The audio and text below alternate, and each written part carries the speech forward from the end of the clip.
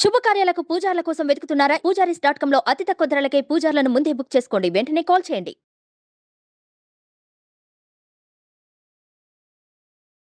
ఓం శ్రీ గురుభ్యో నమః. శ్రీ మహాగణాధిపతయ నమః.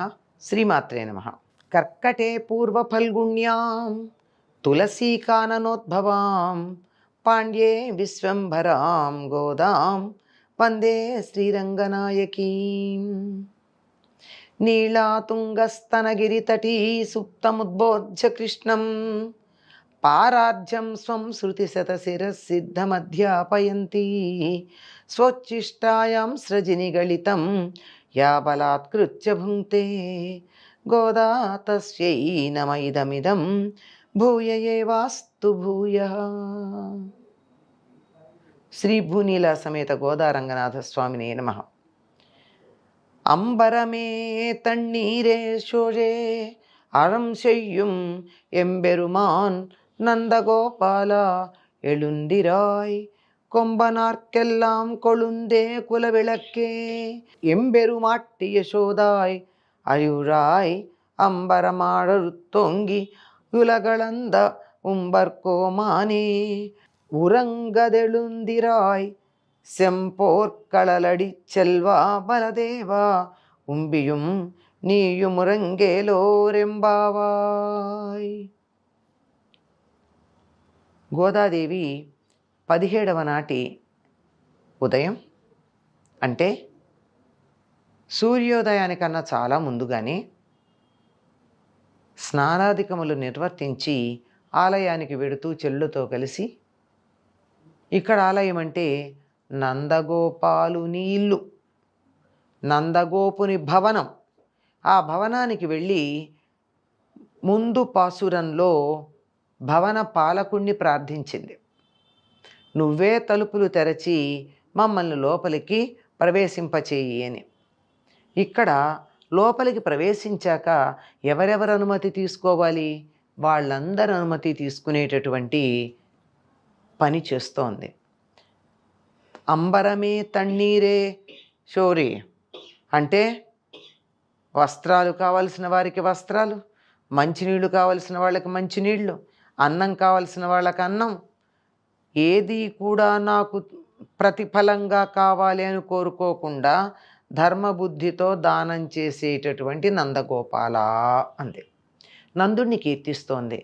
ఒక నాయకుడైన వాడు, యజమాని అయినటువంటి వాడు ఎట్లా ఉండాలి అంటే, తన కింద పనిచేసేటటువంటి వారికి, తనను అనుసరించేటటువంటి వారికి ఎటువంటి ఇబ్బంది కలగకుండా వాళ్ళకు కావాల్సినవన్నీ అందుబాటులోకి తెస్తూ ఉండాలి. నందుడు ఆ వ్రజానికంతా నాయకుడు గనక వ్రజంలో ఉన్నటువంటి వారందరికీ ఏం కావాలంటే ఇది సమృద్ధిగా ఇచ్చేవాడు. అంటే వస్త్రాలు కావాలి ఇచ్చేవాడు, నీరు కావాలి అందుబాటులో తెచ్చేవాడు, అన్నం ఆహారం కావాలి ఇచ్చేవాడు. ఇలా ఏదైనా మళ్ళీ వీళ్ళు నాకేమిస్తారు, వీళ్ళ వల్ల నాకేం ఫలితం ఉంటుంది అని ఆలోచించకుండా ధర్మబుద్ధితో దానం చేసేటటువంటి నందగోపాల మా నాయక. మరి వీరు కూడా నందవ్రజంలో ఉన్నప్పుడు ఆ నందుని యొక్క నాయకత్వం కింద ఉన్నట్టే కదా.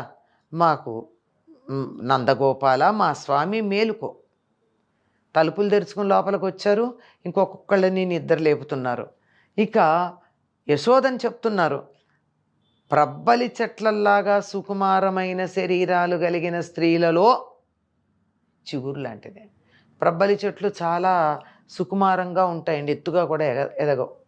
అటువంటి చెట్లకు ఉన్న చిగురు ఎలా ఉంటుందో అంత సున్నితంగా ఉంటుంది. మరి ఈవిడ ఇంటి పనులు చేస్తుంది, కృష్ణుడు లాంటి వాడిని ఎత్తుకుంది, తర్వాత అతన్ని దండించింది, ఎన్నో పనులు చేసింది. అయినా సరే సౌకుమార్యానికి పనులు చేయడానికి సంబంధం లేదు. సౌకుమార్యం సౌకుమార్యమే. అంత చిగురు లాంటి సౌకుమార్యం కలిగినటువంటి ఓ యశోదాదేవి, నువ్వు అంతేనా? మా వంశానికి మంగళదీపం లాంటి దానివి.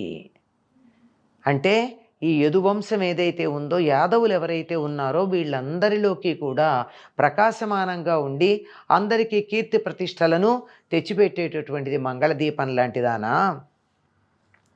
మా స్వామిని మాకు యజమానురాలివి నువ్వు. యశోద మేలుకోవమ్మా.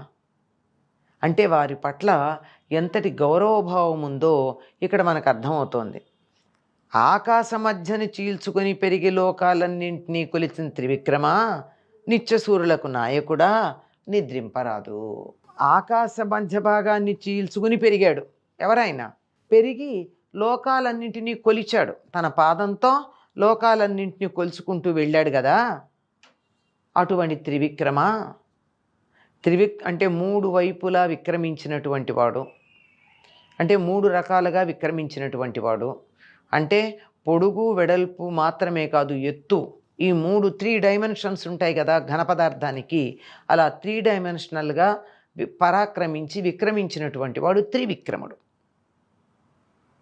అటువంటి ఓ త్రివిక్రముడైనటువంటి శ్రీకృష్ణ, అంతేనా, నిత్యసూరులకు నాయకుడా. శ్రీ వైష్ణవ సంప్రదాయంలో పరమభక్తులైనటువంటి వారందరినీ వీళ్ళందరూ నిత్యసూరులు అనేటటువంటి పదంతో సంకేతించి చెప్తారు. వాళ్ళ పట్టిక కూడా ఒకటి ఉంది. వాళ్ళందరికీ నాయకుడు అయినటువంటి నువ్వు నిద్రపోవడం సరైనటువంటి పద్ధత. నువ్వు నిద్రపోకూడదు కదా, మేలుకో. స్వచ్ఛమైన ఎర్రని బంగారంతో చేయబడిన కడియము కాలిని దాల్చిన బలరామ. ఎర్రని బంగారం అనే కాకుండా బంగారములో ఎర్రని మాణిక్యములు తాపడం చేసిన కడియం కాలికి ధరించినవాడా, ఓ బలరామ, నువ్వు నీ తమ్ముడు మేల్కోవాలి అని గోపికలు ప్రార్థన చేశారు. బలరాముడికి ఒక విశేషం ఏమిటండి, కాలికి ఒక బంగారు కడియం వేశారు. అది ఎరుపు రంగుదై ఉండొచ్చు, లేదంటే ఎర్రని మాణిక్యాలు తాపడం చేసిందై ఉండొచ్చు.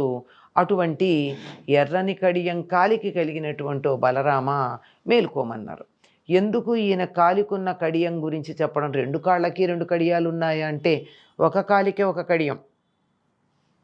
ఎందుకు అంటేట, సంతానం కలిగిపోతూ ఉంటే ఎవరి తరువాత పుట్టినటువంటి వాడు నిలిచి ఉంటాడో, బతికి బట్టకడతాడో, అటువంటి వాడికన్నా ముందు పుట్టినటువంటి వాడు వాడి వెన్ను చలవ వల్ల పుట్టాడు, బతికి బట్ట కట్టాడు అని అతని కాలికి ఒక కడియం వేస్తారట.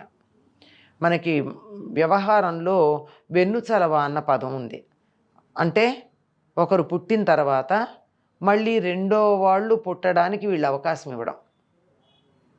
కొంతమందికి ఒక సంతానం అయ్యాక రెండో సంతానం కలగదు. అంటే ముందు పుట్టినటువంటి వాళ్ళకి వెన్ను చలవలేదు. మరి కొంతమందికి వారి తర్వాత అలా అనుస్యూతంగా వస్తూనే ఉంటారు. అలా మొదటిసారి ఎవరైతే తన తరువాత మరి కొంతమంది తమ తల్లిదండ్రులకి జన్మించాలని అనుకుంటారో అటువంటి వాళ్ళని వెన్ను చలవ కలిగినటువంటి వారు అంటారు. అటువంటి బలరామ, అంటే బలరాముడు పుట్టాక మాత్రమే తమ్ముళ్ళు బతికున్నారుగా, తమ్ముడైన కృష్ణుడు, చెల్లెలైన సుభద్ర బ్రతికి ఉన్నారు. కానీ అంతకుముందు వాళ్ళందరూ పుట్టంగానే తీసుకెడదామని కంసుడు అనుకున్నా, కాదన్నా, తరువాత ఒక్కసారిగా అందరినీ సంహరించటం జరిగింది. కనుక వెన్నుచలవ ఎవరికి ఉంది? బలరాముడికి మాత్రమే ఉంది. అలాంటి వెన్నుచలవ ఉంది అని చెప్పడానికి సంకేతంగా కాలికి మాణిక్యాలు తాపడం చేసినటువంటి కడియం వేస్తారు. అంటే నీ తమ్ముడు బతికి బట్ట కట్టడానికి కారణమై అతడి సంరక్షకుడవై ఉన్నటువంటి ఓ బలరామా, నువ్వు నీ తమ్ముడితో కలిసి మేలుకోవయ్యా అని గోపికలు ప్రార్థన చేశారట. అంటే ఇక్కడ ఎవరెవరిని లేపుతున్నారు? నిద్ర లేపుతున్నారు నందుణ్ణి. వాళ్ళందరికీ ఎవరికి ఏది కావాలంటే అది అన్నీ ఇవ్వగలిగినటువంటి నాయకత్వ లక్షణాలు కలిగిన నందుణ్ణి, సుకుమారి అయి తమ వంశానికి కీర్తి ప్రతిష్టలు తెచ్చిన దీపంలాగా ఉన్నటువంటి మంగళదీపంలాగా ఉన్న యశోదని, తమ్ముడు బతకడానికి కారణమైన వెన్నుచలవ కలిగినటువంటి బలరాముణ్ణి, అంతేకాకుండా లోకాలన్నింటినీ కొలిచినటువంటి వామనమూర్తి అయినటువంటి కృష్ణుణ్ణి అందరినీ నిద్ర లేపుతున్నారు. మీరందరూ మేల్కొనండి, ఉషస్సు వచ్చింది అని గోపికలు ప్రార్థిస్తూ ఉన్నారు. స్వచ్చిష్టమాలికా బంధగంధబంధురజిష్ణవే విష్ణుచిత్తతనూజాయై గోదాయై నిత్యమంగళం. స్వస్తి.